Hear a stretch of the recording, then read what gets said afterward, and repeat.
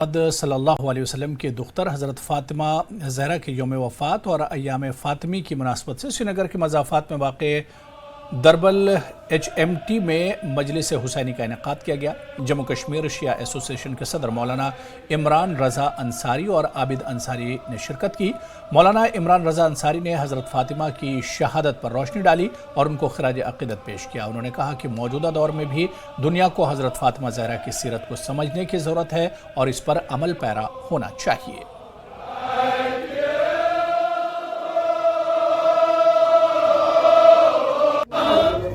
والد گرامی جناب رسول اللہ صلی اللہ علیہ وآلہ وسلم کی وفات کے بعد جو ان پر ظلم گزرے، ہم انہی ظلموں کی یاد میں جو ان پر ظلم ڈھائے گئے انہی کی یاد میں ہم یہ ایام فاطمیہ بناتے ہیں اور ان کی مظلومیت کا ثبوت دیتے ہیں کہ وہ کتنی مظلوم تھی اور ان کو کیسے شہید کیا گیا جب رسول صلی اللہ علیہ وآلہ وسلم اس دنیا سے چلے گئے۔ ہم اپنے اہل بیت کی طرف اپنا ایک ہدیہ بھیجتے ہیں، ان کی یاد میں ہم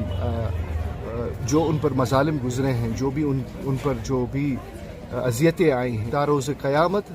جو ہمارے محبین ہیں، جو بھی اہل بیت کے ماننے والے ہیں، جو بھی مسلمان ہیں، ان کو ہسٹری پتہ چلے کہ کیا ہوا